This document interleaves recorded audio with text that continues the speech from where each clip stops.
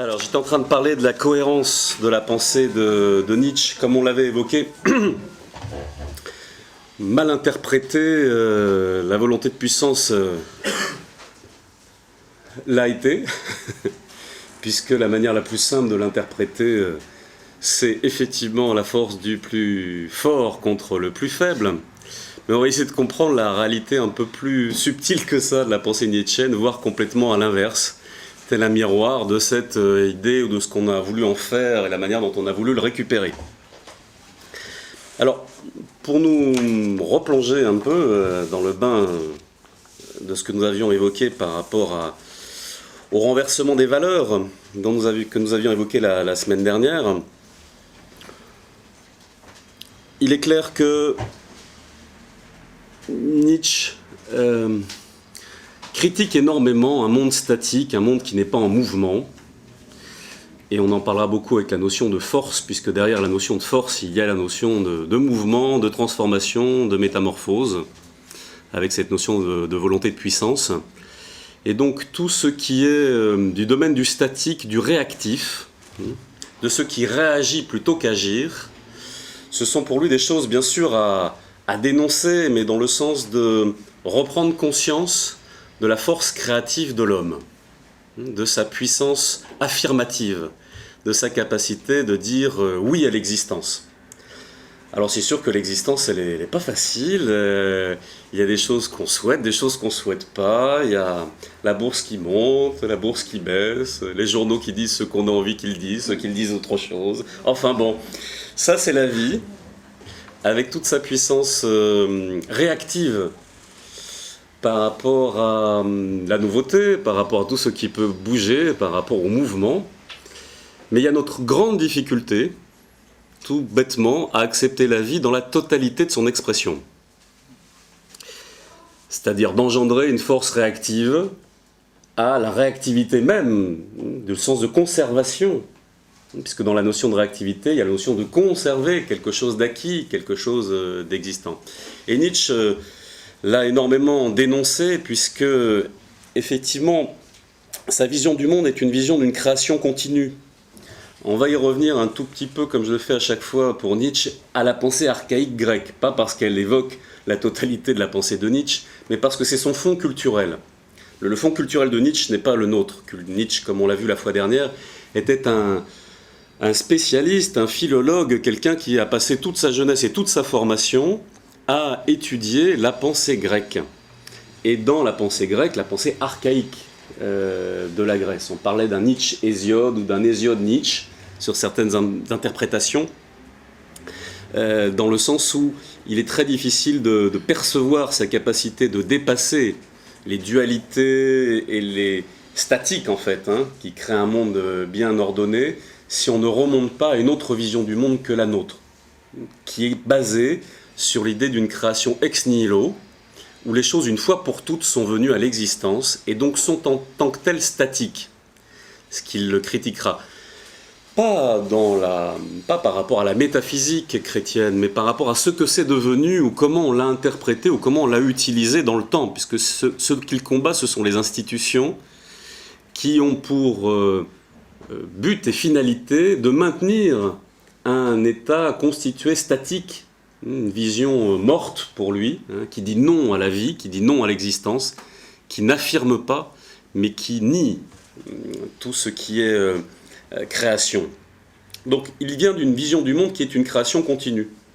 Les choses n'arrêtent jamais de venir à l'existence. Enfin, c'est un mouvement, c'est un éternel retour, mais c'est un mouvement permanent d'affirmation de l'existence, sa manière de voir les choses. Et donc, tout ce qui va être lié au fait que l'homme devienne lui-même statique va être l'ennemi. Et le ressentiment, sur lequel on s'est étendu, et sur lequel Nietzsche a développé une partie de son œuvre, la notion du ressentiment, le monde du ressentiment, est justement le monde du non à la vie. Puisque nous avions évoqué qu'à travers le processus d'une mémoire morte, d'une mémoire remplie de cadavres, c'est-à-dire de choses que nous n'avons pas digérées, qui sont statiques à l'intérieur de nous-mêmes, eh bien nous perdons l'innocence par rapport à l'existence. Nous perdons cette capacité de se renouveler, de se métamorphoser. Nous restons dans quelque chose qui est déjà passé. C'est réactif, parce que ce n'est pas une nouvelle action. Il y a une seule force, on y reviendra. Mais si la force n'arrive pas à s'exprimer correctement, si la force ne devient pas volonté de puissance, cette force se retourne contre elle-même. Et la grande force du ressentiment, c'est en fait retourner la force de la vie contre la vie. Il n'y a pas cette idée, il y a la force de la vie, il y a la force de la mort. Il y a simplement une force de la vie qui arrive à se libérer et à s'exprimer. Et dans ces cas-là, on est dans un processus d'expression, d'affirmation même de la vie et de l'existence. Soit elle se retourne contre elle-même, et là, à ce moment-là, elle n'arrive pas à se déployer. Et il y a ressentiment. Alors ce ressentiment vient du fait qu'effectivement, n'arrivant pas à se déployer dans l'existence, on a besoin de sentir à nouveau, de ressentir, de sentir à nouveau des états passés. Et ça se traduit en général par une volonté de toujours trouver une victime, ou en tout cas, dans un premier temps, c'est l'autre, la cause de ce que je suis en train de vivre. Il faut trouver toujours un bouc émissaire, comme on dit, mais ça veut dire quoi? Ça veut dire que ne pouvant pas, quelque part, n'affirmant pas ma propre vie, n'affirmant pas ma propre puissance, ma propre volonté, mon propre vouloir, j'ai besoin de retourner d'abord contre les autres, la raison pour laquelle je n'arrive pas à vivre réellement. C'est un processus de la chasse aux sorcières et de la chasse à tous les coupables, les patrons, comme on dit aujourd'hui, voyous. Si l'économie se casse la figure, c'est purement à cause du fait que les patrons ont trop touché d'argent sur les banques. C'est évidemment beaucoup plus facile que remettre en cause un tout petit peu notre avidité. C'est-à-dire tout le monde a un intérêt de consommer, tout le monde est avide, tout le monde est bien content de ce système de crédit, tout le monde est content de vivre à partir de quelque chose qui n'est pas sa propre affirmation. Je ne vais pas refaire une théorie économique, mais disons, très concrètement, ce qu'on entend dans l'actualité, tout ce que l'on vit en général, comme dira Nietzsche, c'est toujours la faiblesse qui, naturellement, gagne. C'est toujours cette notion de l'autre faible, bien sûr, ou de ma propre faiblesse qui a tendance à prendre le dessus. C'est-à-dire justifier quelque part ma non-action, ma non-volonté d'être, par le fait que c'est les autres qui m'empêchent d'être. Donc, c'est le système, c'est les autres, c'est un tel, c'est telle ethnie, c'est telle partie de l'humanité qui m'empêchera d'être ce que je dois être. Si on a un problème de valeur, c'est sans doute parce que les autres affirment trop leur valeur.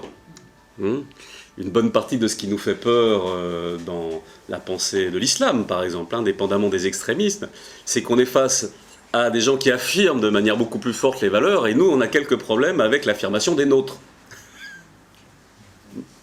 Parmi les interprétations. Mais disons qu'on a toujours peur de tout à partir du moment où on se sent soi-même très peu sûr de nous-mêmes. Donc, on aura toujours besoin d'écraser un tout petit peu plus l'autre, proportionnellement à ce qu'on se sent fragile. C'est un processus vieux comme le monde. Simplement, on a été un peu plus loin la semaine dernière dans le processus de ressentiment, puisqu'après, il y a les artistes du ressentiment, comme les a appelés Nietzsche, sous la figure du prêtre, sur lequel il les mettait en avant, ou il mettait cette figure en avant, en disant, bon, mais il y a encore plus fort que ça. Il y a le fait de retourner, le fait de en vouloir à l'autre pour retrouver la possibilité extraordinaire ou d'inventer la possibilité de s'en vouloir à soi-même. La mauvaise conscience, la culpabilité, toute cette infériorisation de soi-même dans ces cas-là, qui rend effectivement l'homme, l'individu, le citoyen beaucoup plus manipulable en fait. Puisque si nous sommes coupables, ou si à l'origine il y a eu le péché qui nous a tous rendus coupables de quelque chose, étant tous coupables, eh bien on a tous quelque chose à se reprocher, et donc le ressentiment va être quelque chose qui se retourne contre nous-mêmes. Au lieu d'être à la haine de l'autre, ça devient la haine de soi-même. Les deux sont des processus de haine de la vie, tel qu'il nous le décrit là-dessus. Et il est vrai qu'il va forcer le trait, hein, par rapport à une partie visionnaire déjà de son temps, la réalité de son temps et par rapport au futur, dans le sens de dire, mais cette négation ou ce ressentiment, quelque part, ira même jusqu'à la négation de la vie. Beaucoup d'auteurs ou de philosophes qui ont travaillé sur le terme du suicide aujourd'hui utilisent souvent la pensée nietzschéenne pour expliquer pourquoi la suite logique de ce processus, c'est de toute manière d'atteindre à sa propre vie. Puisque le sens même de l'action, de la possibilité d'être actif dans l'existence, d'affirmer sa propre puissance de vie, étant nié par le ressentiment, par la culpabilité et par l'impuissance là-dessus, eh bien, le geste ultime de dire non à la vie, c'est effectivement nier sa propre vie, sa propre existence. Il y a d'autres interprétations, d'autres travails, mais disons, ça fait partie des lignes directrices prises souvent par rapport à un problème ô combien délicat et terrible de notre monde moderne, qui est la montée de la négation de la vie, qui n'est pas liée simplement à une misère évidemment physique ou autre. En général, c'est pas là où on trouve le plus grand nombre de suicides, qui est liée à une misère morale, dont on a pu étudier un peu la semaine dernière quelques mécanismes, en tout cas dans l'explication nietzschéenne. Donc, l'artiste du ressentiment, qui est le prêtre, va s'occuper de mener l'accusation, de diriger l'accusation contre soi-même, hein, amener à cette mauvaise conscience, retourner la force active en dedans, contre soi. Et c'est tout ce qu'il dénoncera dans le sens de l'intériorisation, qui n'est pas là trouver une profondeur, un sens à l'existence, mais l'intériorisation dans le sens de nourrir son cimetière, hein, une mémoire morte, constituée de ressentis, mais là contre soi-même. Et il dénoncera toute cette forme d'amour développée par cette forme de religion, par la forme que prend cette religion, dans le sens d'un amour qui cache en fait une grande haine, qui est la haine de l'homme, qui est la haine de soi-même. Jeter la misère dans le cœur, la conscience des heureux, nous dira Nietzsche sur cette vision. Donc c'est une nouvelle forme d'esclavage, mais c'est un esclavage volontaire par le ressentiment, si on pourrait le dire, puisqu'il est normal d'être esclave, il est normal de plier les chines, il est normal d'être un chameau. Là, dans la métaphore nietzschéenne, on passait du chameau au lion et à l'enfant. Là, on passe du lion au chameau. Hein, on repasse du lion au chameau avec le ressentiment. C'est-à-dire qu'il est normal de porter son poids, le fardeau de l'existence, puisque de toute manière, nous avons fauté. Et ça nous a amené effectivement à mettre en avant toute cette notion du monde de la faiblesse. C'est l'amour du chameau, l'amour du faible, l'amour du malade, l'amour du difforme. C'est-à-dire que quelque part, tout ce qui est négation de l'existence va être ce qui est à aimer. Il faut aimer le miséreux, il faut aimer le pauvre, il faut aimer le malade, il faut aimer en fait tout ce qui serait plutôt à soigner qu'à aimer dans la vision nietzschéenne. Il n'a pas du tout une vision, il faut se nettoyer parfois l'imaginaire qu'on nous a transmis de Nietzsche, de ce surhomme qui est fait pour écraser le faible. C'est pas du tout la pensée nietzschéenne. La pensée nietzschéenne est extrêmement sensible. C'est une vraie pensée de l'altérité. Même si on n'utilisait pas ce mot, on va y revenir sur la volonté de puissance. À chaque instant, c'est au contraire l'affirmation de la différence et de l'importance de la différence. Et de l'importance de la relation des différents entre eux. J'insiste là-dessus, pas parce qu'il y a à défendre Nietzsche ou pas à défendre Nietzsche. On peut être d'accord ou pas d'accord avec sa pensée sur plein de choses. Il y a énormément d'éléments qui sont faits pour penser et pour réfléchir par soi-même.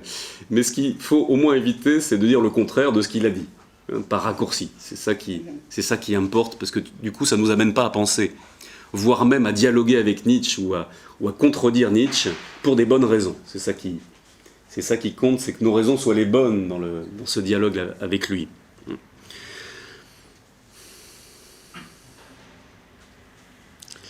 Et il parlera de cette monde de la faiblesse comme le rassemblement de ceux qui refusent de se confronter à la vie. C'est une vision triste de l'existence. Et ce qu'il cherche à affirmer dès les premières œuvres avec sa figure de Dionysos, c'est la joie.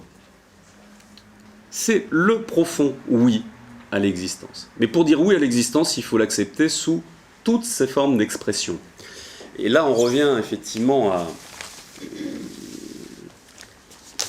à sa vision de la naissance, de l'origine. On parlera beaucoup de généalogie, pas simplement pour la morale ou autre chose, mais Nietzsche essaie toujours de remonter à l'origine. Pas pour se plonger dans un monde de principes qui n'existerait plus dans l'existence, pas du tout. Pour lui, remonter à l'origine n'est pas remonter à un temps qui n'existe plus. C'est remonter à un temps qui existe toujours.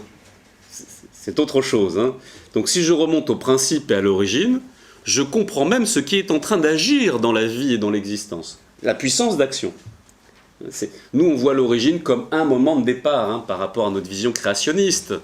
Il y a eu un moment de départ parce qu'avant, il n'y avait rien. Bon, pour Nietzsche, il y avait tout et rien, il y avait le chaos. Ce fameux chaos qui est incompréhensible. La clé de ce qu'il nous explique dès le démarrage, et qui n'est pas facile pour nous, peut-être toujours à saisir, c'est qu'effectivement, la clé pour Nietzsche, c'est l'inconscient. Il y a une acceptation d'une impossibilité de l'homme, de toute manière, de dépasser ces jeux de force, mais que là où se situe quelque part l'origine même des choses, hein, le sens même des choses, nous n'avons pas l'outil. Hein, il parlera de la raison comme une espèce de toile d'araignée terrible qui voudra toujours rendre raison de tout, donc qui cherchera à mettre tout dans une boîte, à faire des catégories pour chaque chose et à expliquer quelque part tout le découlement des relations de cause à effet, non pas par rapport aux vraies causes qui sont toujours présentes, mais toujours à des effets qui deviennent évidemment des causes. Mais on remonte au niveau de la généalogie à quelque chose de statique, ou un moment de départ. Et s'il y avait cette acceptation d'emblée que notre raison ne pourra pas rendre raison du chaos qui n'a jamais cessé d'exister, c'est-à-dire que si vérité il existe, de toute manière, elle n'est pas dans un monde à côté, à part, ou dans quelque chose dans lequel l'homme peut atteindre.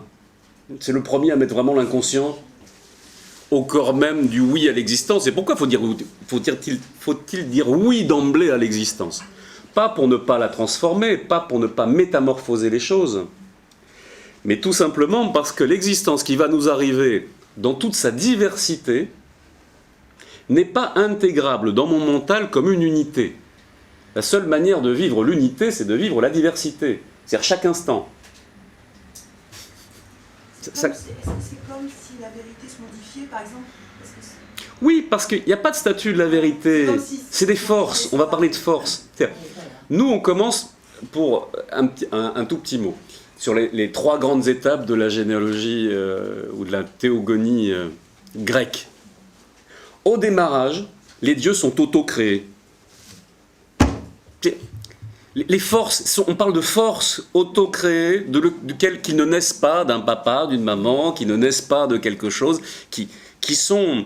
C'est pas une unité haute, c'est un ensemble de forces, hein, des triades qui sortent au niveau de la théogonie grecque, des forces conjointes qui sont tout de suite en travail les unes par rapport aux autres, puisque avant c'est l'émergence, mettons, Chaos, Gaïa, Eros, la première triade. Avant cette première triade de toute manière, et cette première triade elle-même, elle ne peut pas la saisir de manière consciente. Une forme de nécessité. Nous, ça se traduira dans une forme de volonté ou de nécessité, puisque ce sont des forces qui sont ni bonnes ni mauvaises. Il n'y a pas de catégorie, il n'y a pas de vérité.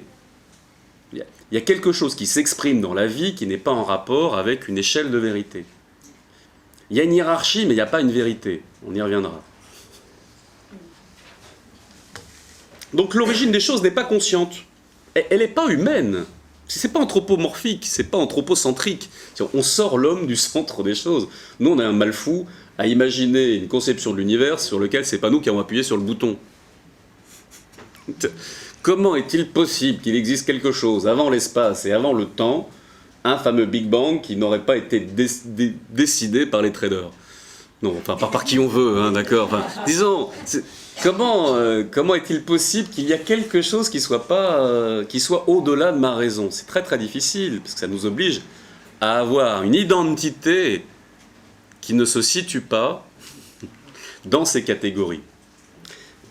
Donc, ce n'est pas abordable, c'est avant le temps, c'est avant l'espace délimité. Donc ça, c'est la première.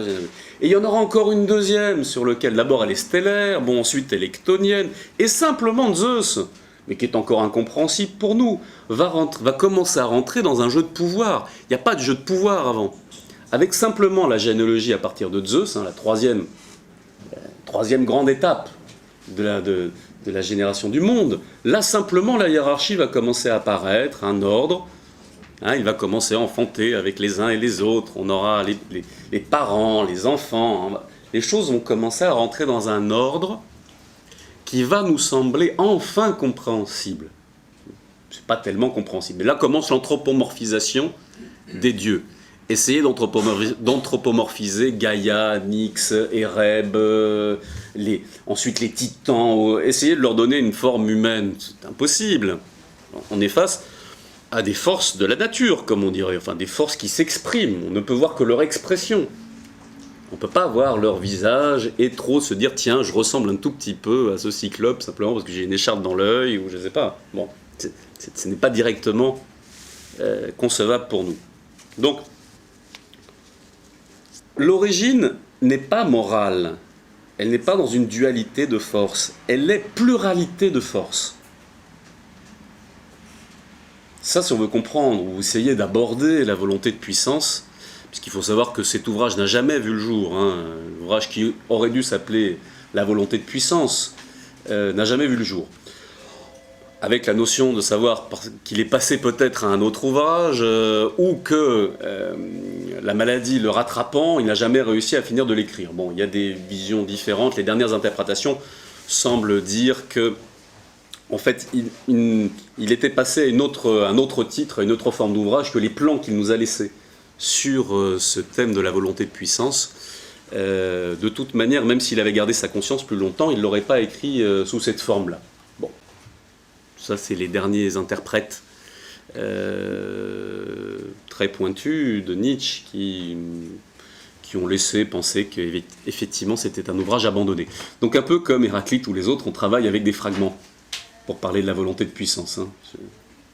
On a rassemblé avec beaucoup de batailles, d'interprétations pour savoir comment on les avait rassemblés, ces fragments de Nietzsche. Hein, c'est une œuvre vous trouvez dans le commerce, la volonté de puissance de Nietzsche, mais c'est un rassemblement posthume d'un ensemble de choses qui ne sont pas du tout écrites dans le même temps. Donc, certaines, les premières se voulaient plus chronologiques, d'autres, ensuite il y a eu une volonté de dire bon, non, pas du tout, j'ai compris Nietzsche dans son ensemble, donc je peux refaire l'ouvrage qu'il n'avait pas fait, ce qui pouvait être une option hein, de l'édition suivante. La dernière édition a renoncé à vouloir trouver une cohérence globale et essaye simplement, en termes de travail la plus précis et scientifique, de nous donner la matière dans le plus grand ordre d'écriture possible de Nietzsche. Donc, le petit ouvrage sur la théorie de la volonté de puissance, on ne le trouvera pas. On sera, comme pour les présocratiques, et ça c'est une blague nietzschéenne, obligé d'interpréter les fragments.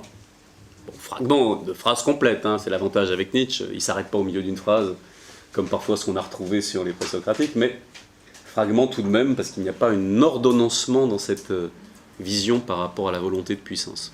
Alors, cette idée qu'il y a une pluralité de forces à l'origine veut dire que le mental apparaît que très tardivement. Nous, on aime bien raconter l'histoire de Prométhée qui vole le feu aux dieux et qui le ramène aux hommes. Bon. Dans la vision mythologique ou dans une interprétation symbolique de la mythologie, on est en train de nous dire que l'homme n'a pas toujours eu de mental, il n'a pas toujours activé son mental, et c'est quelque chose qui est arrivé à un moment donné, puisque nous avons, ou l'un d'entre nous, un Prométhée, a volé le feu pour le donner aux hommes. Donc nous avons acquis le mental avant la possibilité de le maîtriser. C'est ça aussi que ça veut dire, puisque s'il est enchaîné, et qu'il va falloir attendre dans une part de la mythologie Héraclès, qui lui-même arrive à maîtriser, à travers ses 12 travaux, devenir un héros, donc un demi-dieu, hein, pour ensuite devenir quelque part un dieu tout court. Si Héraclès a à faire tout ce périple pour pouvoir libérer Prométhée, ça veut dire qu'il fallait qu'un homme puisse mériter le fait d'avoir le mental pour pouvoir le conserver et l'avoir. Mais tout ça nous amène au moins à une réflexion. Ah tiens, dans la création, le mental n'était pas au début. C'est étonnant dans une vision anthropocentrique, parce qu'on est tellement, pour nous, on se considère tellement supérieur à l'ensemble de la création, que quand on nous parle de force, chez Nietzsche, on a toujours l'impression de parler de choses inertes, sur lesquelles nous sommes plus importants que les forces. C'est ancré dans notre vision du monde. C'est-à-dire, les forces qui s'expriment dans la nature, nous n'avons pas l'idée que la pesanteur, par exemple, est quelque chose de plus puissant ou de plus fort ou avec une volonté plus grande que nous. Et pourtant, il n'y a pas que femmes qui varient, hommes aussi, hein, mais la pesanteur, elle, dans ce plan de l'existence, on peut continuer éternellement, elle ne variera pas. C'est-à-dire, quelle est l'expression d'une nécessité et d'une volonté plus puissante que notre petit mental et notre toile d'araignée de la raison peut bien exprimer. Mais pour nous, c'est un renversement, puisque l'idée que les forces dans la nature, et que la nature elle-même est dans son ensemble vivante, puisque c'est tout qui est l'expression de la vie. C'est pas l'homme qui envoie ses petits satellites, comme j'adore toujours, avec un message pour les extraterrestres. Bonjour, nous allons vous faire écouter une petite sonate de Bach, une petite fugue de Bach, et nous allons parler dans l'ensemble de nos langages. Et si quelqu'un répond, c'est qu'il y a de la vie dans l'univers. C'est quand même extraordinaire comme vision anthropocentrique. C'est pas simplement des doux rêveurs anthropocentriques, c'est tous nos scientifiques, toute une vision du monde qui met l'homme au cœur et au centre. C'est pas du tout grec comme vision, et c'est absolument pas nietzschéen. Ça, c'est sûr. Nietzsche, simplement, va remplacer une trop grande mythologisation et anthropomorphisation des dieux pour nous reparler de force. Comme c'est le cas dans l'origine même de la création du monde, qui est toujours en continuelle création. Puis quand je parle d'origine, c'est simplement que pour notre mental qui a besoin de mettre une chose derrière une autre, il y a, quand on parle d'origine, toujours cette notion de ramener à des principes toujours présents. Je me répète un peu, mais c'est pas toujours évident de faire cet effort.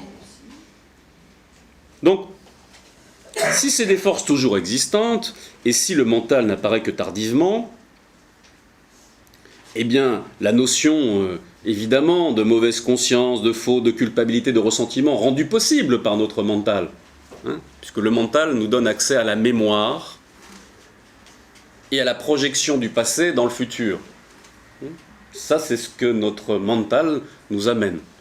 Il n'y a pas cette notion de mémoire en tant que telle chez les animaux, dans le sens d'une mémoire expérience qui permet de transmettre, que la base de la continuité de notre espèce est basée sur la transmission, non pas sur l'instinct.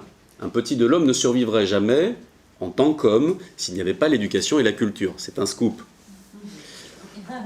Comme aucune société ne survit si elle n'est pas capable de transmettre par la culture ses valeurs et la possibilité de penser et de réfléchir. C'est aussi un scoop sur les problèmes que nous avons en éducation, qui ne sont pas simplement des problèmes éducatifs, qui sont des problèmes de société, et donc tout bêtement d'existence de la communauté humaine. Dès que vous avez un problème d'éducation, vous avez un problème de survie de l'espèce. Puisque notre survie d'espèce n'est pas instinctive, elle est culturelle. Je dis ça pour 2013. Et pour la capitale de la philo, quand même, sur lequel nous l'avions dit avant et pas en réaction. Enfin, c'est une blague. Et à bon entendeur, salut sur le côté visionnaire de notre école de philosophie, quand même, de se battre sur la culture, avant qu'on décide qu'il y ait une année particulière pour se battre sur la culture. C'est l'année humaine, hein, la bataille pour la culture, parce que c'est tout bêtement l'année de la nécessité, de la continuité de notre espèce. Cette possibilité de comprendre que la mémoire dont on parle est normalement une mémoire qui permet la transmission. La recréation, là-dessus. L'éternel retour, dans ce sens-là, est une éternelle volonté de transmettre et de rendre actif des forces, et pas réactive. La réactivité arrivant tout bêtement à la mort de la culture et de notre espèce, de l'espèce humaine. Donc,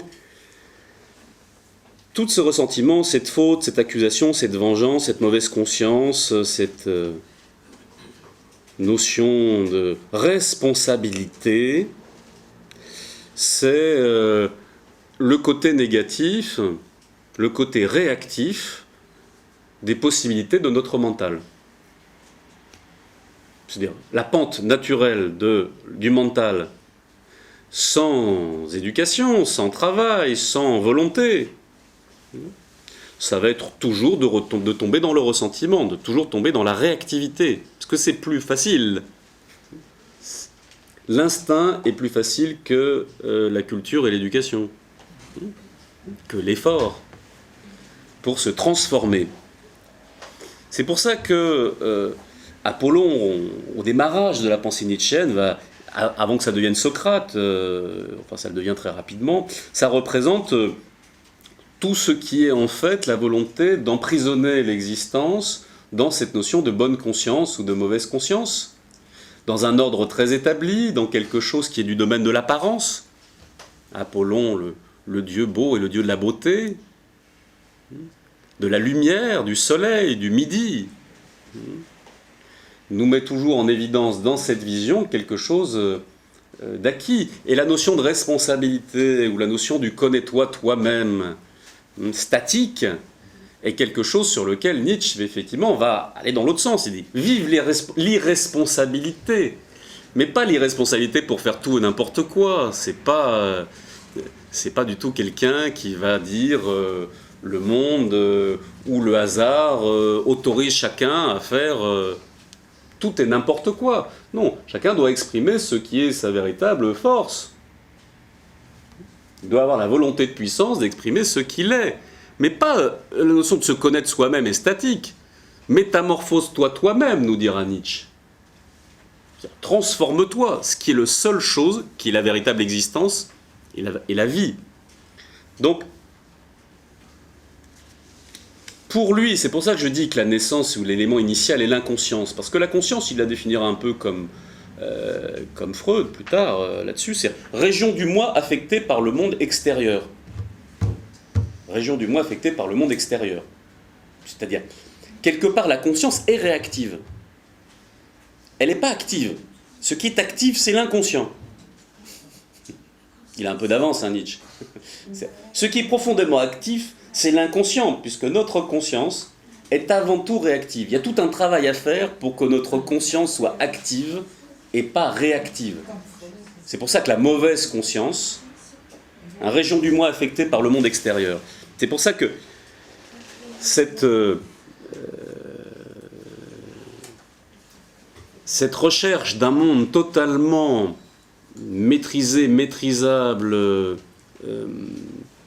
compréhensible, et toute la volonté d'acquisition de la connaissance pour maîtriser le monde, que ce soit par la science ou par la technique, il va dire, bon, c'est merveilleux, mais ce qui n'est pas merveilleux, c'est ce qu'on en fait au niveau de la conscience, c'est-à-dire une volonté de pouvoir et de contrôle. Une volonté de domination de l'acquis, et pas de ce qui est à acquérir. On gèle les choses pour instaurer un pouvoir auquel la hiérarchie qui va apparaître à partir de ça sera une hiérarchie, non pas des forces et des puissances, on y reviendra là-dessus, non pas d'un supérieur, enfin non pas d'un dominant et d'un dominé, on verra ce que ça veut dire au niveau des forces, mais d'une notion de supérieur et d'inférieur qui permettra à l'homme de créer un pouvoir statique, non pas un pouvoir créateur, non pas un pouvoir de transformation, mais quelque chose véritablement qui annule la différence. C'est-à-dire, toute la hiérarchie qu'il va décrier, Nietzsche, toute cette vision morale qu'il va essayer de détruire, c'est en fait toute forme de hiérarchie et toute forme de morale qui tente d'annihiler ou de recréer une unité avec l'autre. C'est pas la problématique maître-esclave qui est le problème. Même le renversement de l'esclave qui devient maître. Le problème, c'est quand l'un ne reconnaît plus la différence de l'autre. Si on sort de la morale, si on parle des jeux des forces ou autre, ce qui est immoral dans ce sens-là, mais sortons de ces catégories, ce qui n'est pas du domaine de la nature elle-même ou des forces en présence, c'est de créer des hiérarchies statiques. La hiérarchie dont va nous parler Nietzsche est une hiérarchie continuellement en transformation et en métamorphose, qui est celle simplement d'une force plus grande, quantitativement, par rapport à une force moins grande, et d'une force qualitativement active par rapport à une force qualitativement réactive. Ces concepts là-dessus, c'est la force, quantitativement, peut être plus grande ou moins grande, ou elle peut être active ou réactive. Ça, c'est l'élément normal. Il ne va pas cracher sur la force réactive par rapport à l'active. Il va dire simplement, la logique, c'est que une force plus importante va tout bêtement dominer une force moins importante. Mais pas du tout en la supprimant. En la révélant aussi à ce qu'elle est. La notion de commander et d'obéir par rapport à la notion des forces n'est pas celui qui obéit perd sa nature. Dans la notion du rapport des forces, celui qui obéit révèle sa nature d'une force moins importante quantitativement et qualitativement réactive. On va y revenir.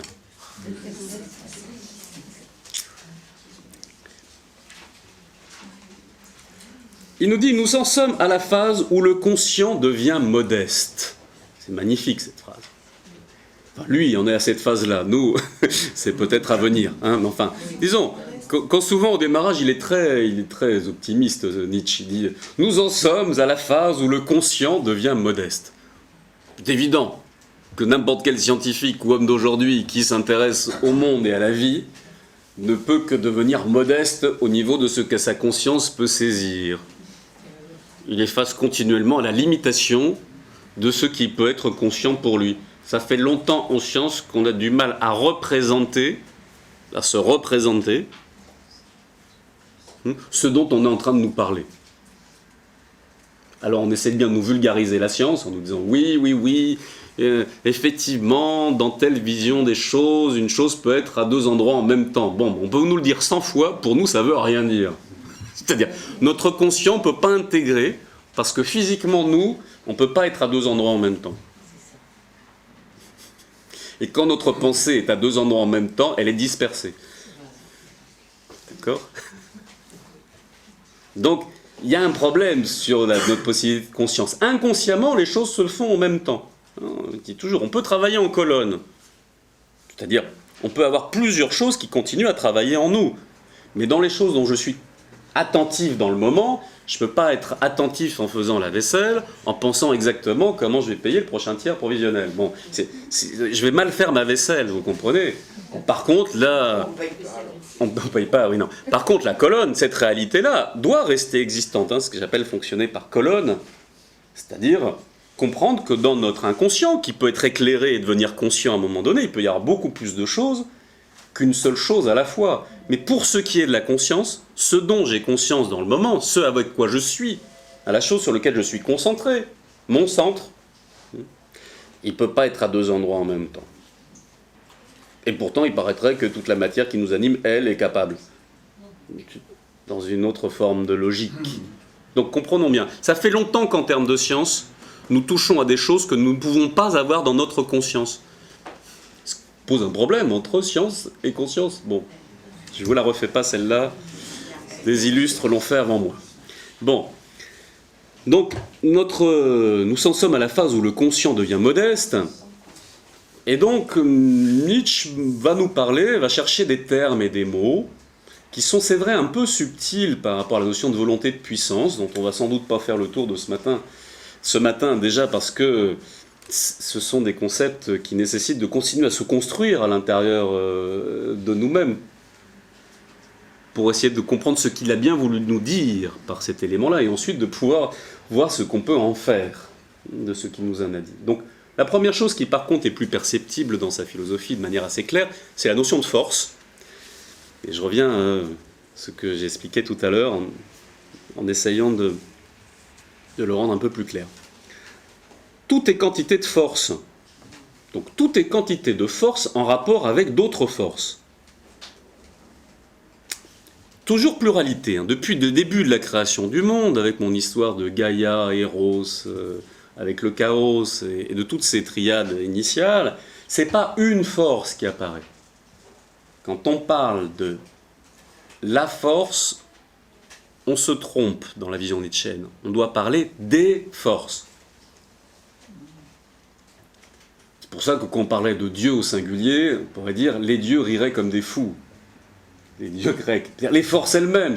C'est une vision complètement anthropocentrique d'imaginer qu'il y aurait un Dieu dans cette vision. Le seul mot utilisable, c'est chaos. Être et non-être. Incompréhensible pour notre mental. Cette notion d'unité. Donc, la seule possibilité de percevoir l'unité, c'est dans la pluralité. Donc, on doit toujours parler des forces, et pas de la force. Et donc, une force se détermine toujours par rapport à une autre force. C'est la rencontre d'une force avec une autre force qui va déterminer les deux forces. Pas simplement une force.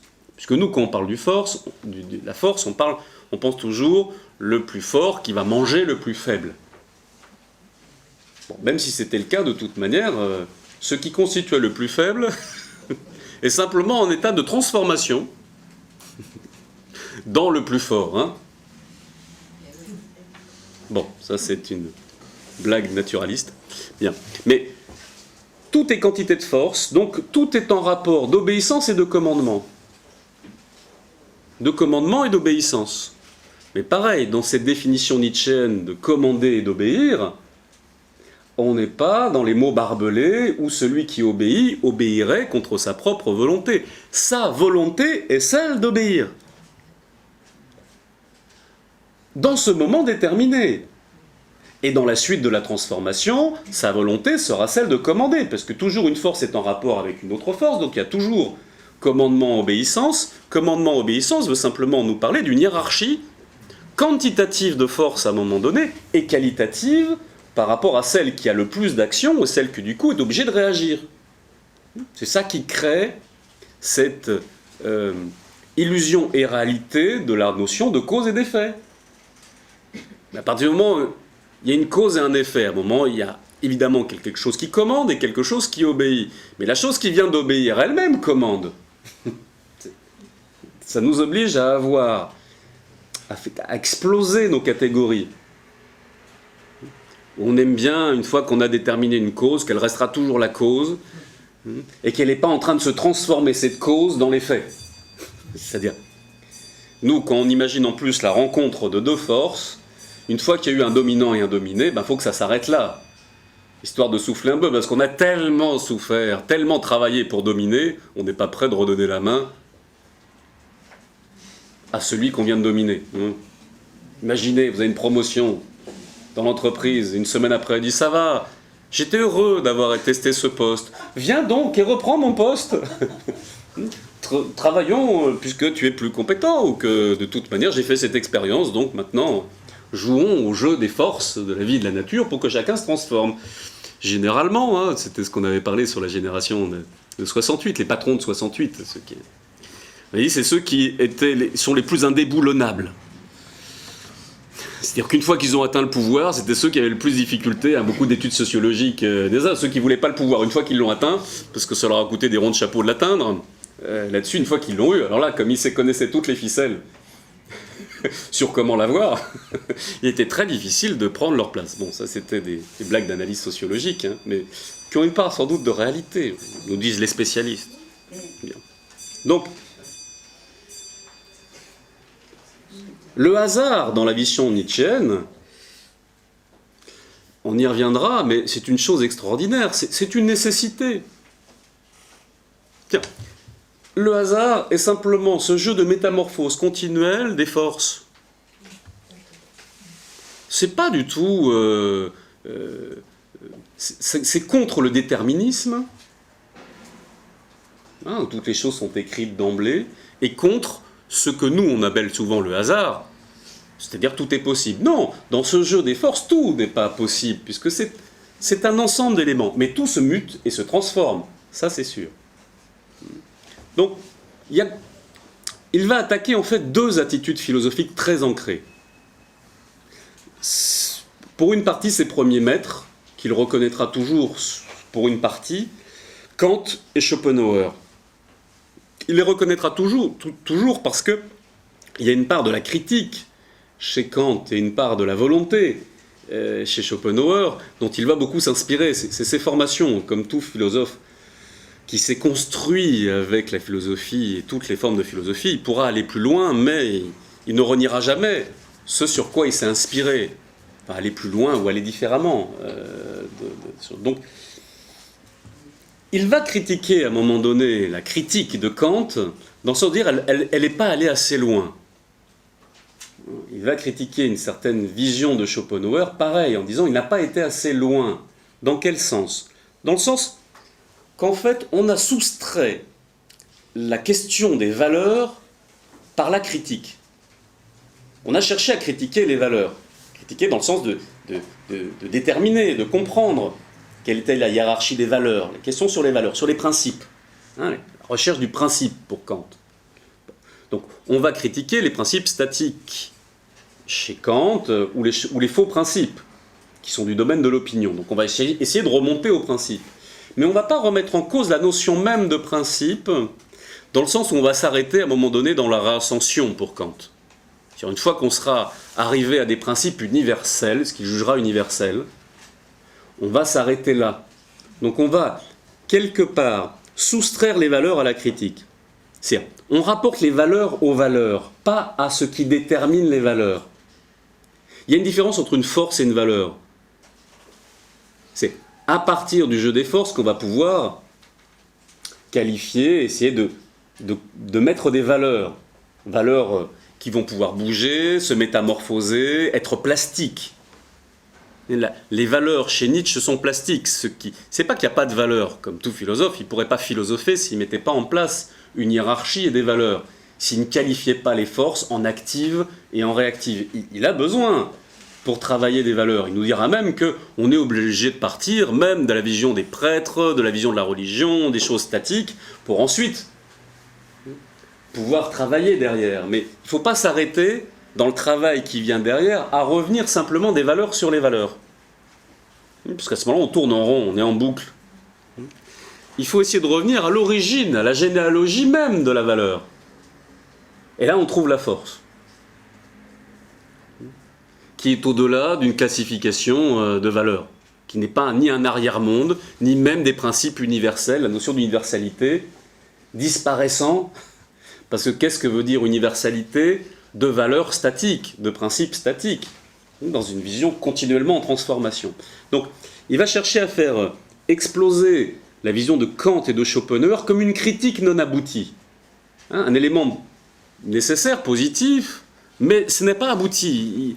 Si on prend ça comme un élément sur lequel on continue à travailler dessus en boucle, de toute manière, nous allons réinstaurer une hiérarchie statique. On aura simplement élevé un peu les valeurs, on les aura rendues un peu plus universelles. Mais en fait, pas tellement plus universelles, puisqu'on ne sera pas remonté à l'origine, au-delà de cette classification. Et bien sûr, il va critiquer la deuxième attitude philosophique, qu'on pourrait nommer philosophique, qui est cette notion de prétendu fait objectif. Ça, c'est la science qu'il va attaquer directement. mais la science sous son aspect utilitariste. Rien ne sert de remonter à l'origine même de ce qui dépasse ces notions de valeur ou autre. Ce qui compte, c'est de bien comprendre la relation de cause à effet pour l'utiliser. La vision utilitariste de la science, c'est une science qui ne rechercherait pas ce qui est au-delà justement des valeurs, mais qui quelque part remet en place un nouveau système de valeurs qui, dans le monde qu'il étudie dans son temps et éventuellement le nôtre, deviennent des valeurs utilitaristes. La science doit et devient un instrument à travers la technique de pouvoir. Pas de capacité de nous faire dépasser cette opposition. C'est une grille de valeurs où la base nous ramène toujours à respecter les valeurs. On continue à acheter la lessive parce que quelqu'un en blouse blanche nous la présente. Ça peut paraître mieux que la superbe dame qui nous présente la dernière création automobile au salon de l'auto. Tout ça fonctionne toujours, on le voit toujours, hein, donc ça marche toujours chez nous, l'un comme l'autre. Donc ça paraît plus sérieux. Testé dans nos laboratoires, les choses de relation de cause à effet sont bien comme on est en train de vous le dire, on peut vous le prouver, on peut reproduire ces mêmes effets, mais on n'est pas passionné pour remonter les causes et sortir de ces valeurs. On est simplement intéressé pour utiliser ce que nous donne la science à travers son produit qui est la technique pour la maîtrise d'un monde statique. Et donc pour lui c'est simplement d'une nouvelle religion, la science, telle qu'on la pratique.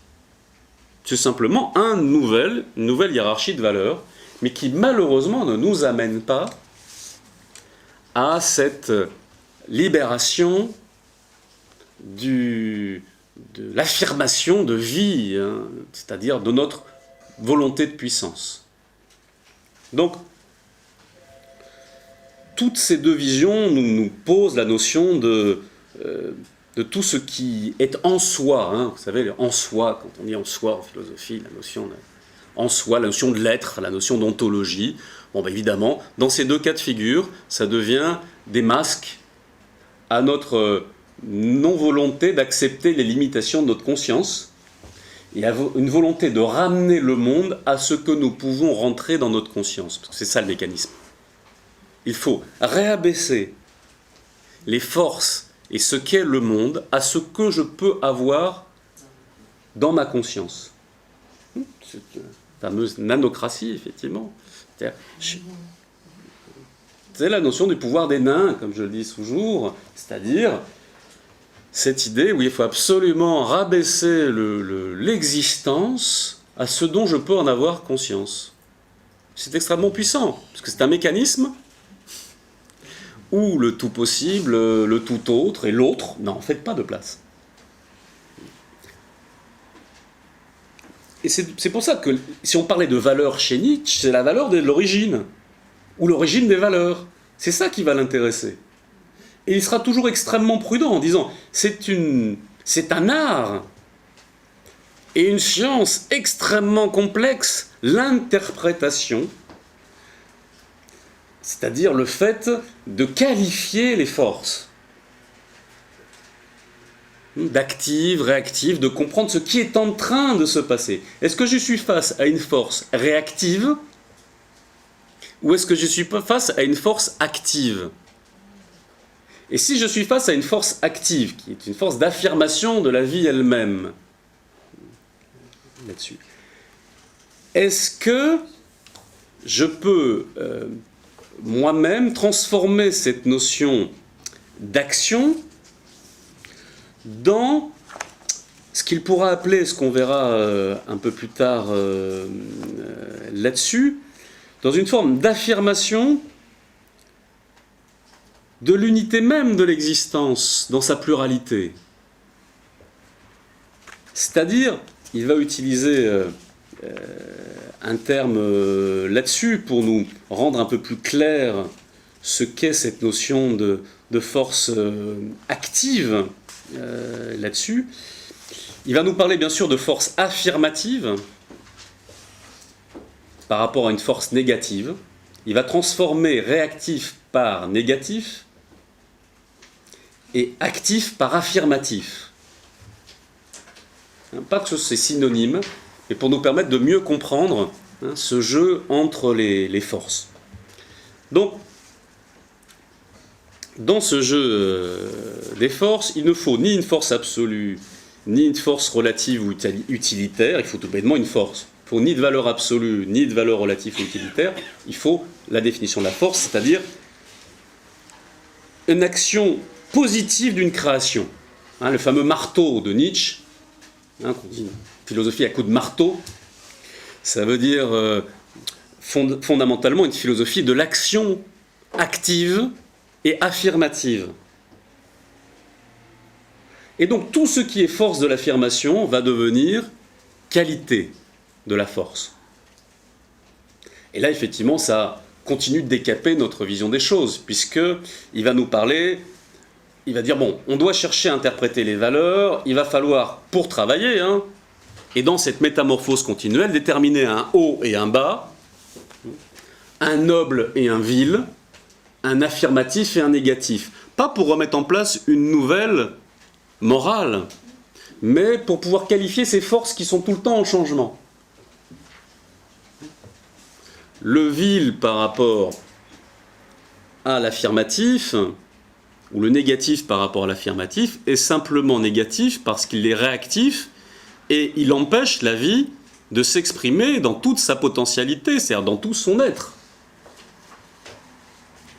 Mais pas parce que l'être est hors de la vie, mais simplement il n'arrive pas à se déployer dans la vie et dans l'existence. Il est présent, il est dans l'existence, il n'y a pas un être à part de l'existence. Mais il n'arrive pas à s'exprimer tout bêtement parce que la force tourne sur elle-même. Elle ne se déploie pas dans l'espace et dans le temps. Donc, il faut chercher toujours quelle est la force pour savoir quel est le sens. Quelle est la hiérarchie de valeurs chez Nietzsche ? On va chercher quelle est la force. Et on va chercher quel est le sens. C'est la même chose. Quelle est la force ? Quel est le sens ? C'est la même chose. Donc, tous les phénomènes sont des symptômes, des signes, des forces en présence. Pas que les forces sont indépendamment du phénomène, mais c'est simplement le phénomène qui nous permet de voir et de visualiser ces forces. Il n'y a pas de séparation entre le phénomène, la force ou autre.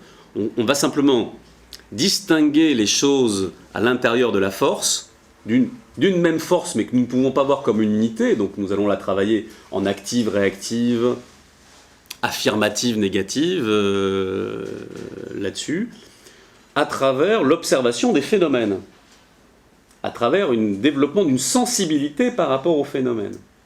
Toutes les choses qui s'expriment.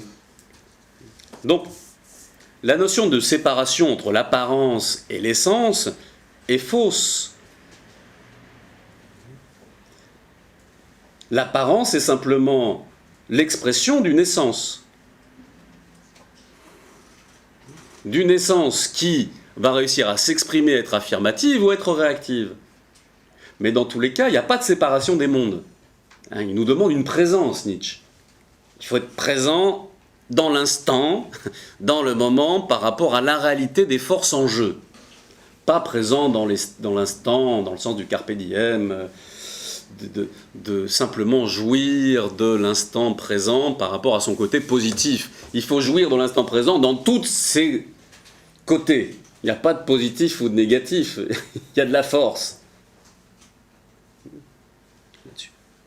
Donc, la force va être appropriation, domination, exploitation d'une quantité par rapport et d'une qualité. Donc l'histoire est une succession de forces. C'est une succession de forces, ça se succède là-dessus. Il y a donc cette pluralité, ce changement continuel de domination, sur lequel une chose a d'autant plus de sens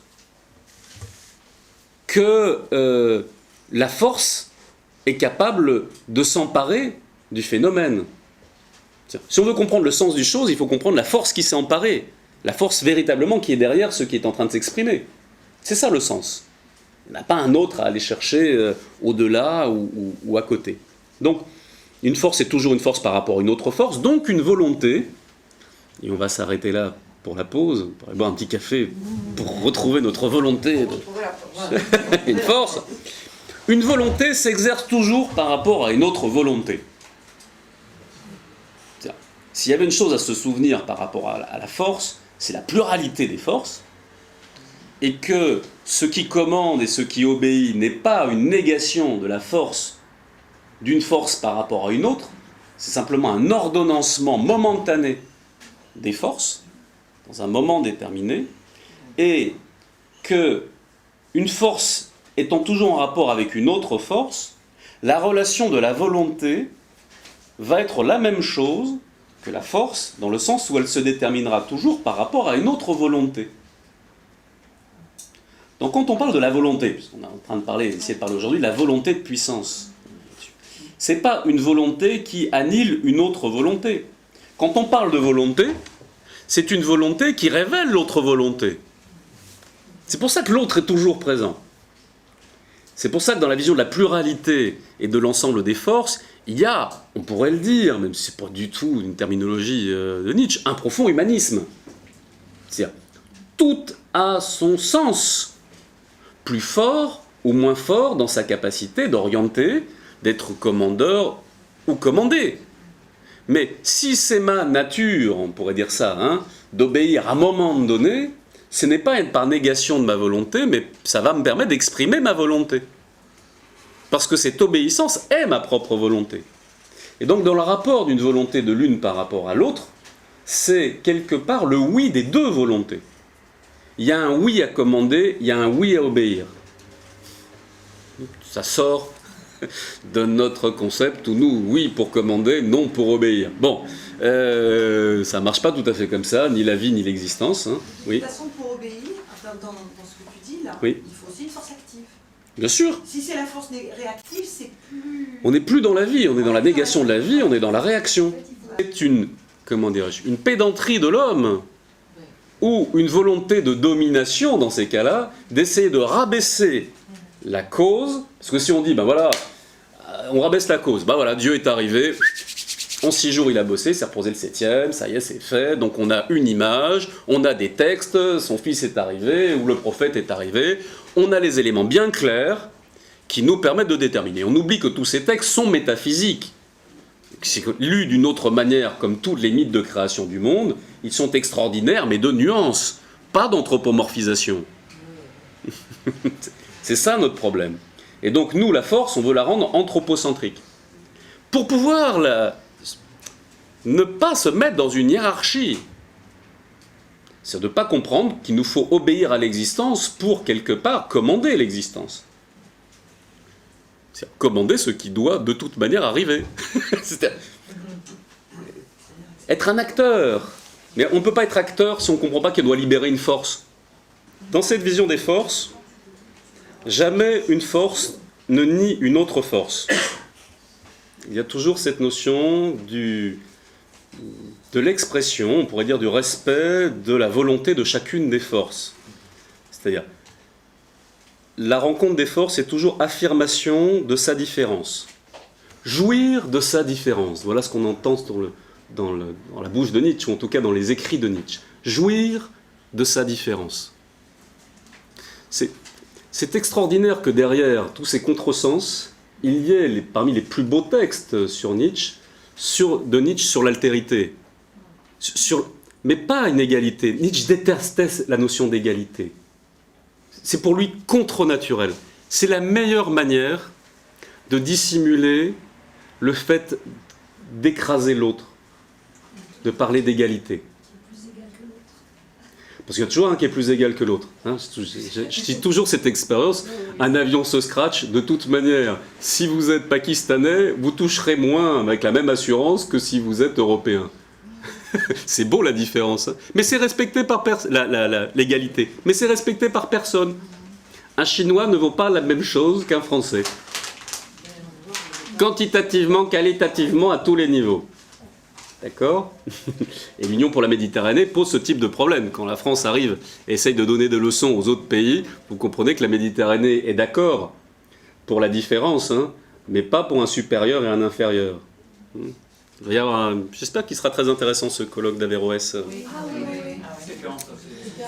Le 7, 8, 7. Et le samedi auquel il faut aller tôt chercher les places, c'est... Le 25 octobre. Merci. Pour ceux qui veulent y aller. Oui, c'est à la criée. À la criée. À la criée? Non, non, c'est au Parc Chanot. Allez, non, oui, pour les places, mais ça a lieu où cette année? Au Parc Chanot, oui, c'est ça. C'est plus à la criée, c'est au Parc Chanot. Cette année, c'est à l'Alcazar? Bon, le doute plane. Les forces en présente sont divergentes. Bon, c'est relativement bien annoncé, vous trouverez où ça a lieu. Excusez-moi, j'ai pas mémoire de l'information, mais en tout cas, profitons de ces belles activités culturelles de Marseille et cette belle initiative depuis des années de l'Espace Culture de faire ce type de travail. Donc, jouir de sa différence, c'est-à-dire que la vie, la passion de la vie, c'est-à-dire les forces en présence, soient des forces affirmatives, où Nietzsche écrit le plaisir de se savoir différent, la jouissance de la différence. Le plaisir de se savoir différent, la jouissance de la différence. Si on pouvait casser cette idée que le mot différence se traduit en rapport maître-esclave, que la notion de différence est basée sur une confrontation avec la notion d'égalité, il n'y a pas de beauté du mot égalité s'il n'est pas tout de suite accolé à la différence. La caractéristique de la diversité, de la multiplicité que Nietzsche nous enseigne, c'est qu'aucune partie, aucune force n'est remplaçable par une autre force.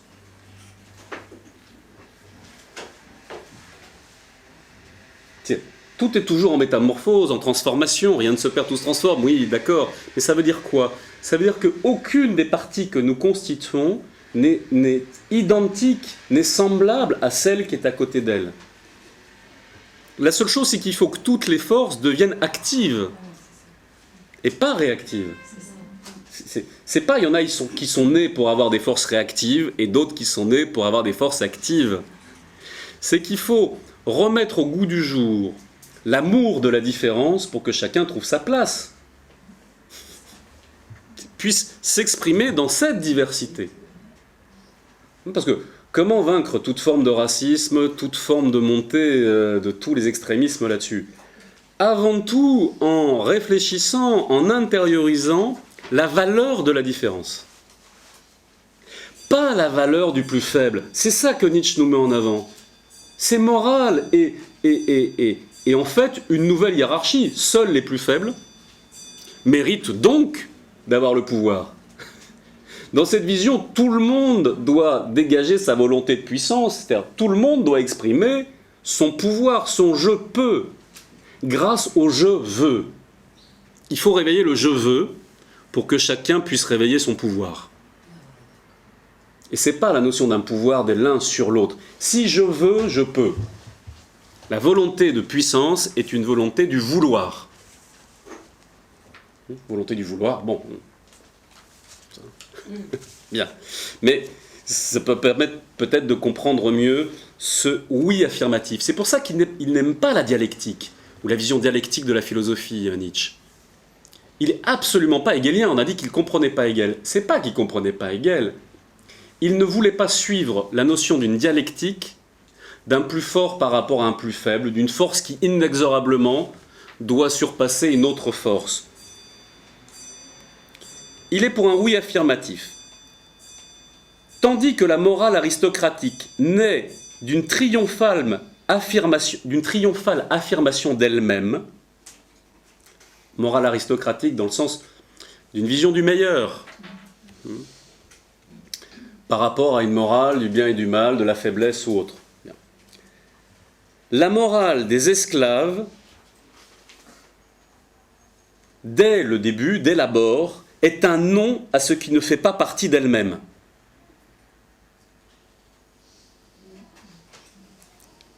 à ce qui est différent d'elle, à ce qui est son non-moi.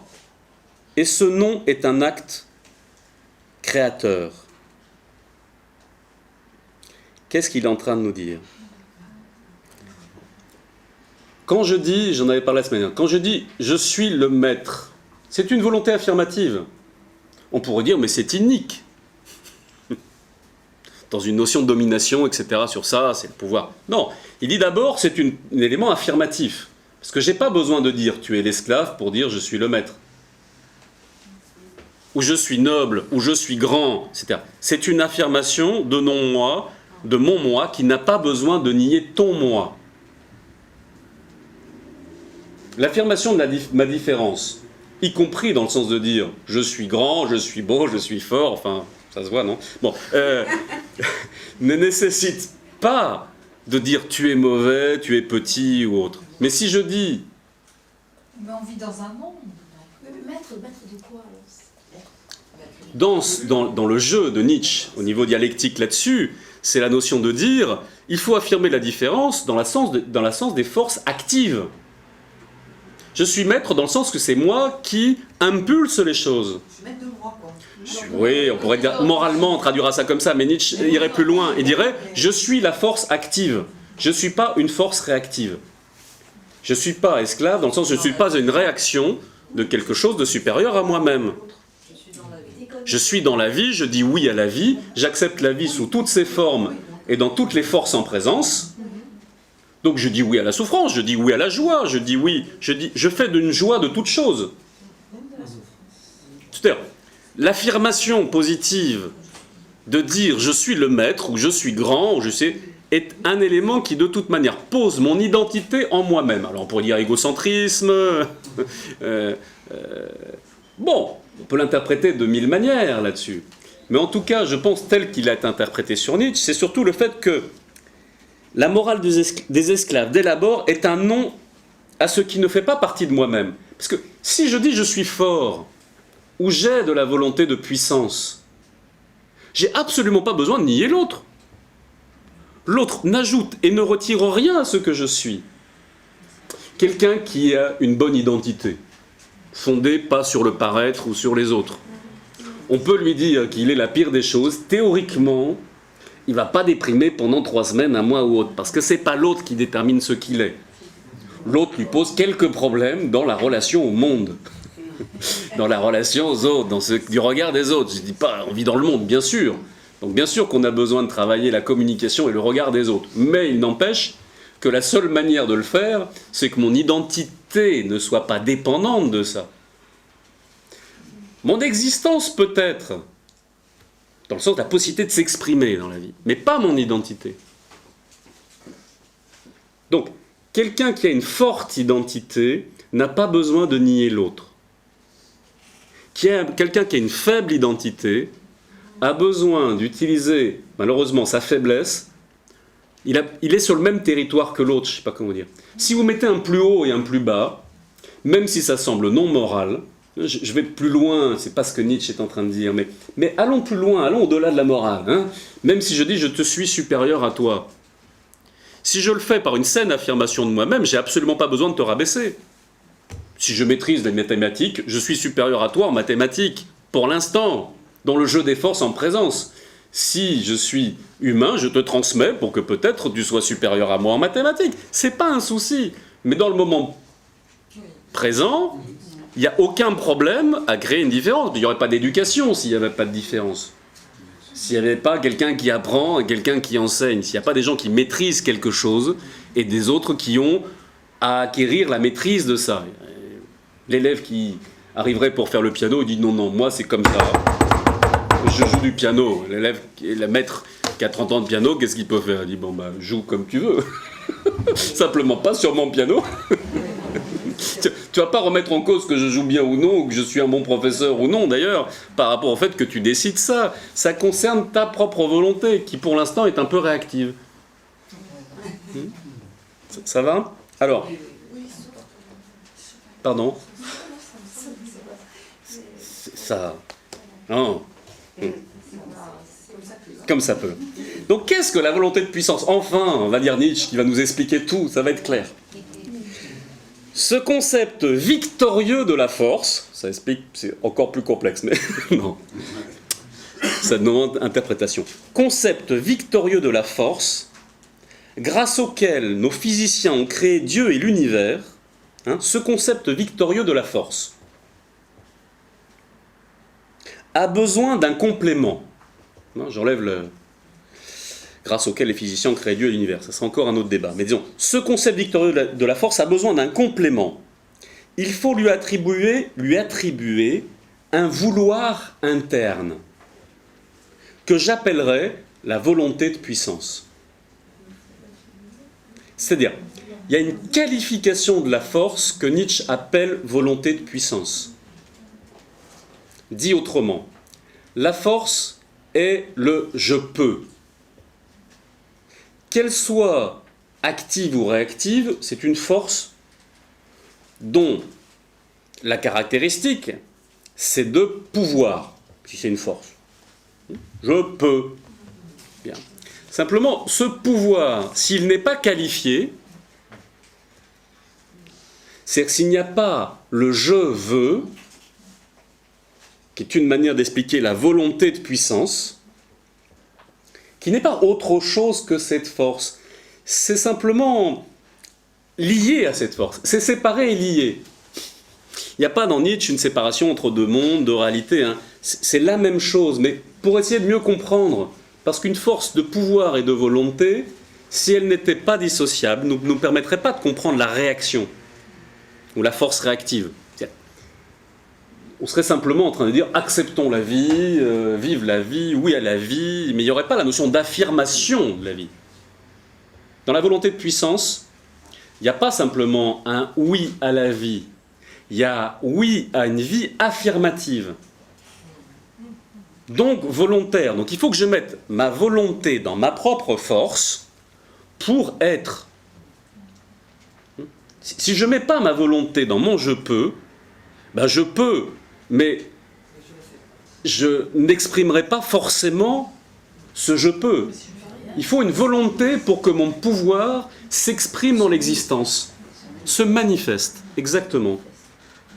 Donc, c'est cette volonté de puissance qui qualifie et quantifie la force. Parce que si une force est quantitativement plus forte qu'une autre force, c'est que cette volonté de puissance quantifie aussi et qualifie la force. Mais qui, chez Nietzsche, comme on l'a vu, est totalement plastique. C'est-à-dire, c'est un principe plastique de la force, la volonté de puissance. Plastique dans le sens où elle n'est absolument pas statique. Elle est métamorphose continuelle. Volonté de puissance est liée à dire oui continuellement à toutes les choses de la vie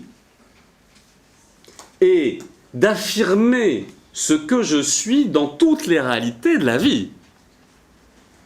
Parce qu'il y a deux parties, si on voulait séparer. Il faut dire oui à la vie dans le sens d'accepter le bonheur, le malheur, toutes les formes auxquelles l'existence prenne, puisque si je ne le fais pas, il y a ressentiment, soit envers l'autre, soit mauvaise conscience envers moi-même, tous ces processus là-dessus. Donc il faut dire oui à l'existence, telle qu'elle est. Principe stoïcien, on dirait. Amour fati, dirait Nietzsche. L'amour du destin, l'amour de la réalité des forces qui sont en jeu.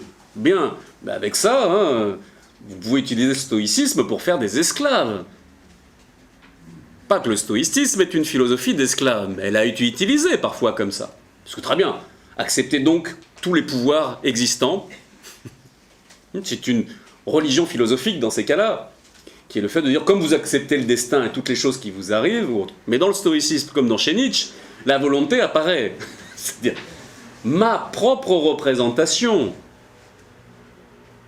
de ce qui m'arrive, et pas simplement une représentation à la manière de Schopenhauer, ma propre détermination, ma propre affirmation de ma propre force parmi les autres forces. Et là, la liberté apparaît.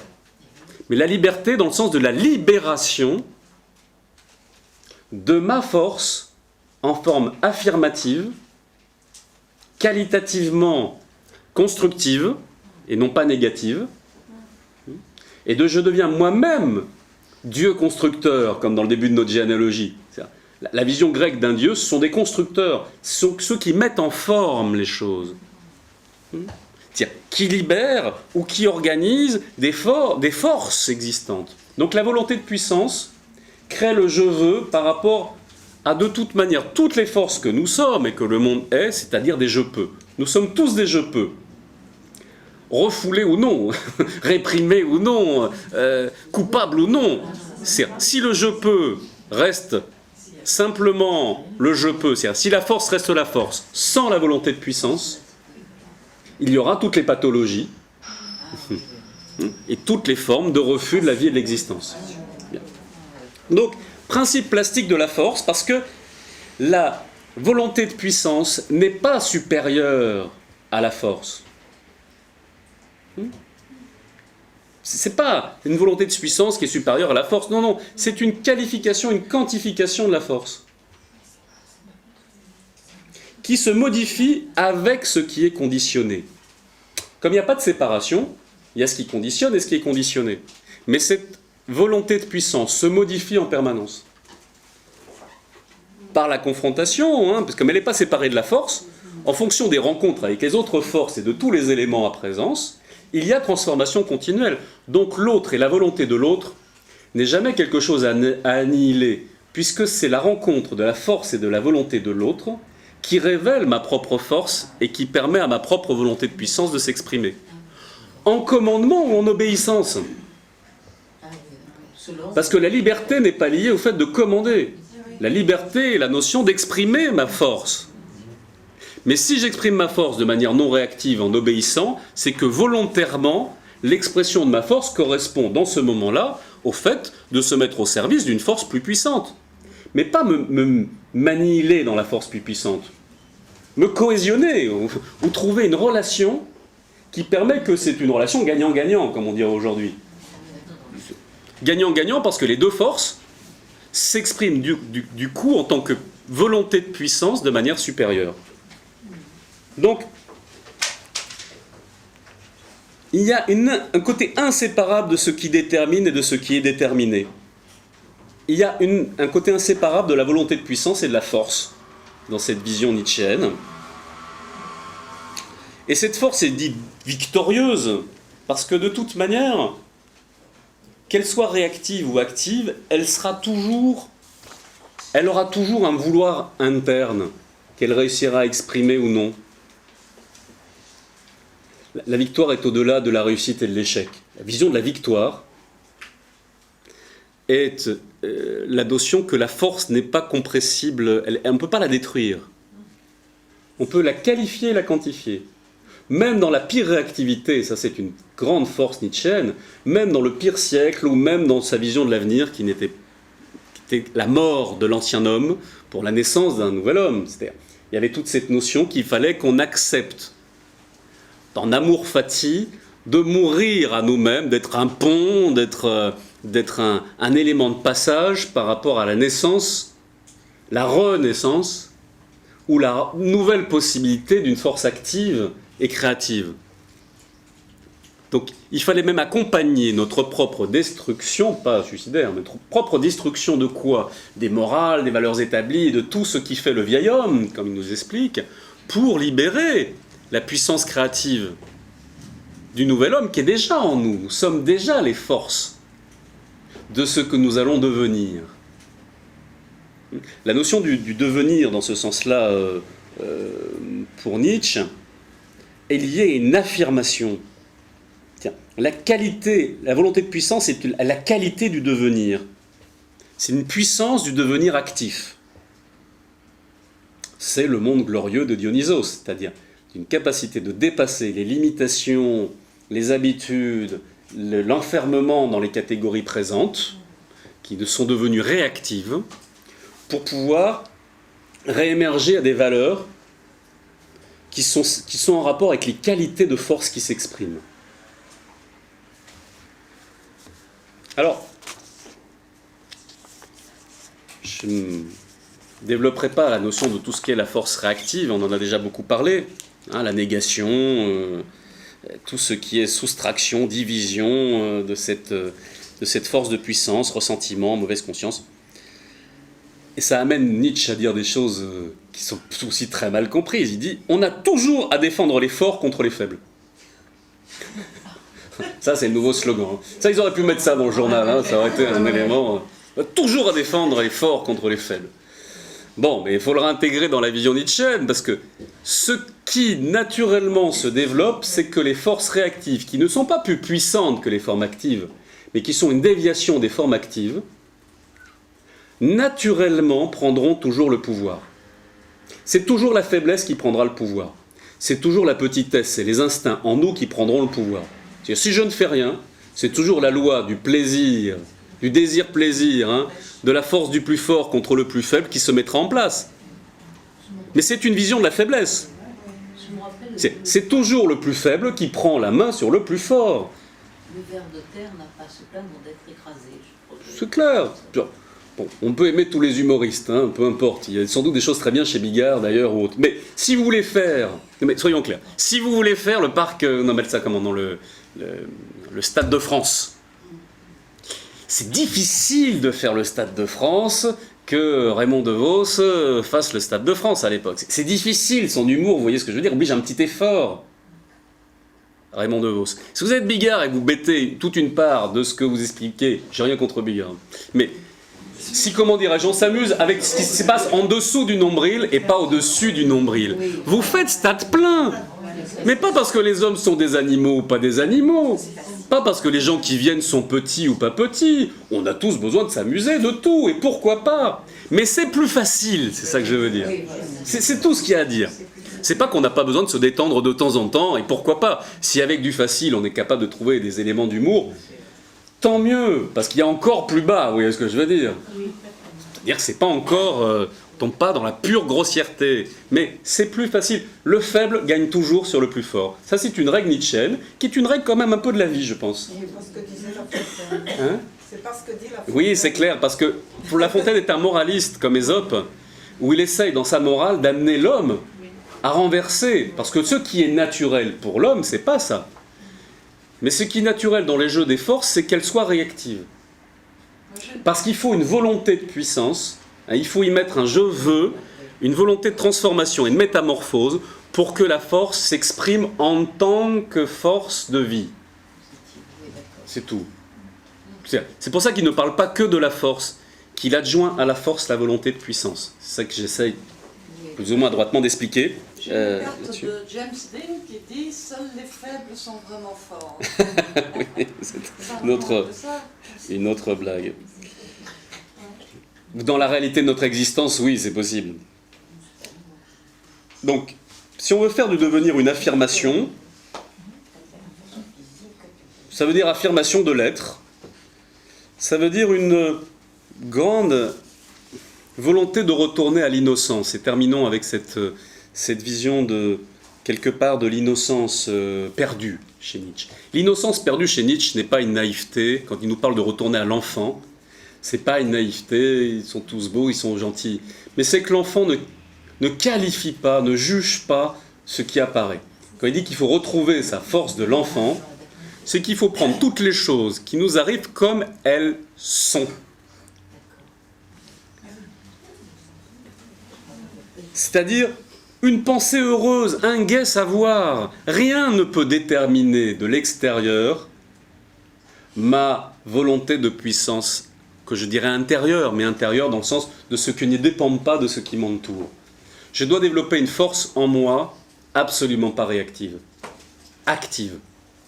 Et l'enfant, dans cette vision telle qu'il est définie, cette innocence et ce retour quelque part à ce monde chaotique, ce monde des origines, ce monde non déterminé et qui est en train de se déterminer à chaque instant.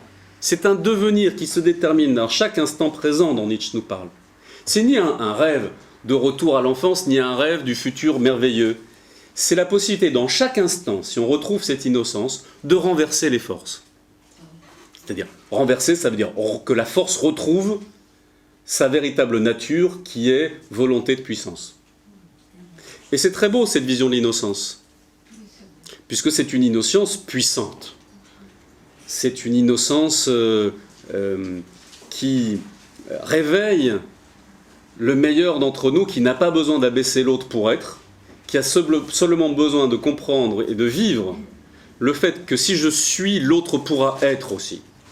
C'est pas faisons de la place à l'autre pour qu'il soit, parce qu'il est petit, parce qu'il est miséreux ou autre. Soyons ce que nous sommes, et ce que nous, notre volonté, et l'autre trouvera naturellement sa place.